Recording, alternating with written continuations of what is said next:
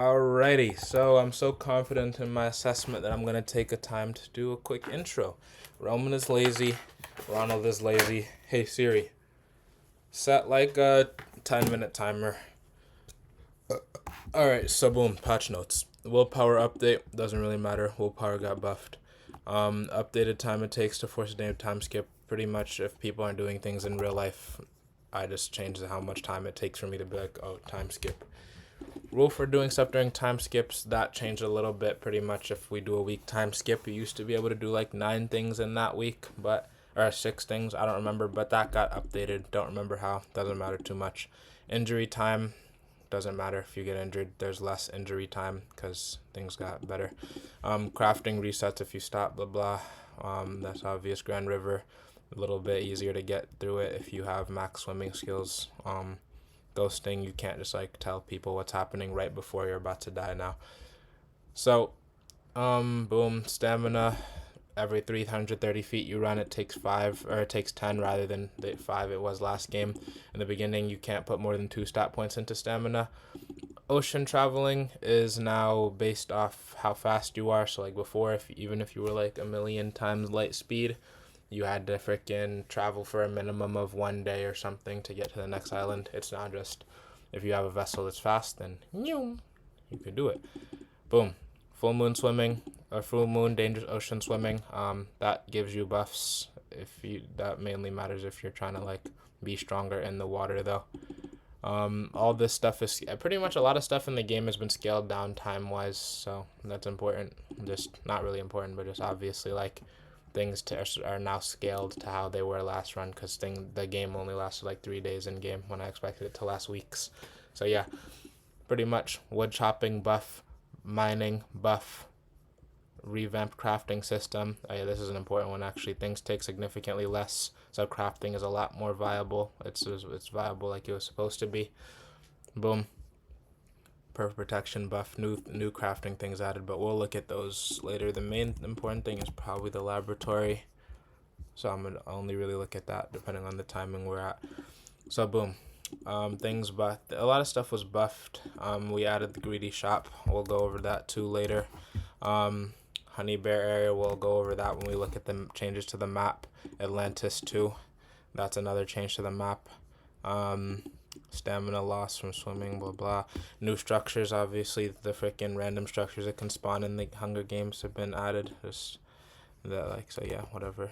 And better mining system, new items, more craftable items, more tools. These are kind of important. Gold is a little bit buffed. Achievement system, we're gonna be definitely looking at that one. Luck was added to the stats, we can look at that one. None of this really matters. New kits, we can look at this. The dog buffs, we can look at those. This only matters if you're playing builder kit.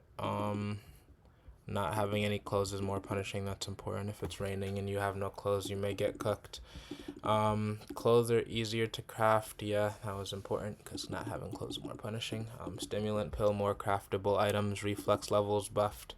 More achievements. This doesn't matter. Elaborated rules for staying in middle. Yeah, pretty much like everybody can see you automatically if you're in middle until you leave middle. As soon as you step out of middle for the first time, that's when like people no longer have like this surveillance on you pretty much.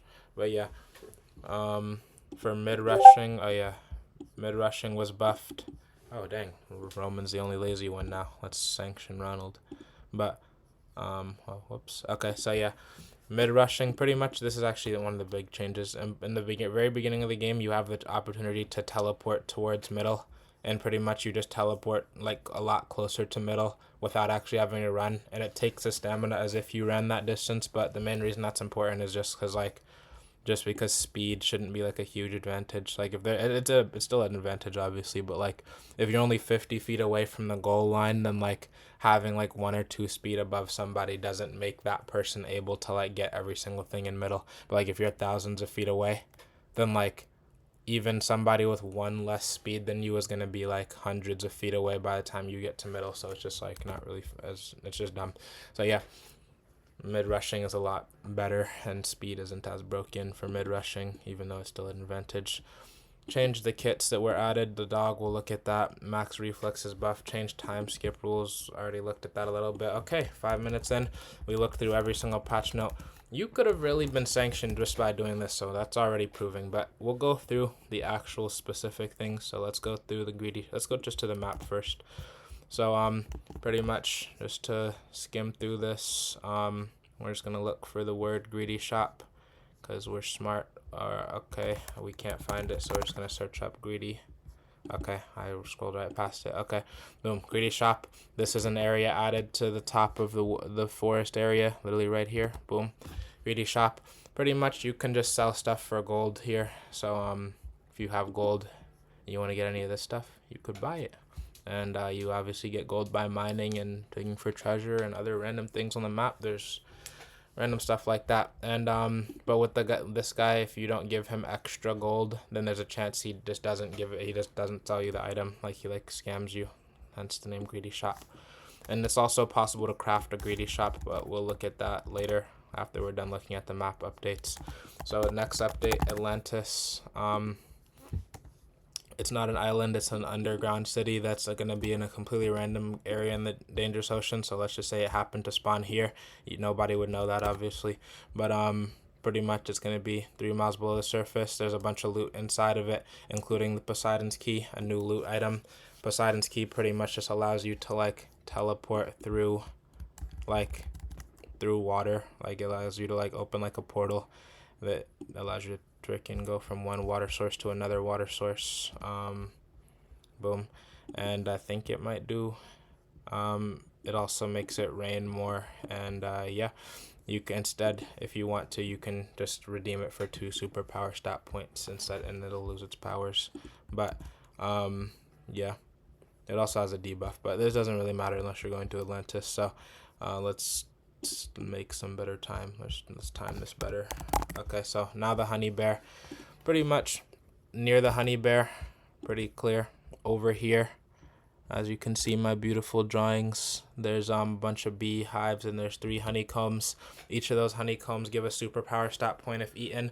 And also there's a jar of milky freaking honey there, and milky honey, it can be used to craft the beekeeper stuff if you want to. And yeah, that's pretty much what you use milky honey for. So next, we got 2 minutes and 2.5 minutes, making great time. Actually, this is faster than I thought. Okay, boom. Laboratory shell hasn't really been looked at. Okay, now the biggest difference, this is the make or break of the whole update. Boom, boom. Achievement system. Pretty much when things are completed in the game, loud bells like a ding ding sound happens, so everybody will know, and the amount of rings will correspond to the level of achievement that was defeated or beaten. And some achievements can only be completed by 1 person. Some achievements can freaking be got by whoever in the game. And yeah, for level and the achievement will be announced 24 hours freaking after it was gained, but it won't say who got the achievement. So yeah, pretty much these are some starting game achievements. If you wanted to start off the game going for achievements or going for these, then you can be okay, I don't put anything into craftiness because I'm going for the anti-craft achievement, and boom, if you survive for 8 hours like that, then you get these buffs. There were new items added for these achievements, but since we're lazy and we're Roman, we don't have time to look through these items. It also doesn't really matter. The main thing is the level 1 achievements, the simple ones: build any structure, cook any food item, patch up an injury, go fishing, travel in the ocean, all this stuff. Simple stuff, destroy structures or destroy a structure that's not made by you. All this stuff is simple. You can if you defeat most of the level 1 achievements, then you gain a buff, or you gain this achievement. So yeah, simple achievements give you good stuff. Done. Luck, pretty much if you have 10 out of 10 luck, it gives you a chance to it gives you a 50-50 chance to get whatever you want from an RNG. Kits, we are running out of time, so I do have to speed this up. So Hunger Games rules, kits. Troll kit gives luck. Thief kit, steal from other participants. Drugged out dad gives you a bunch of drugs that you can do. Actor kit gives you a bunch of clothing items. Builder kit, Fortnite blueprint allows you to pretty much build whatever you want.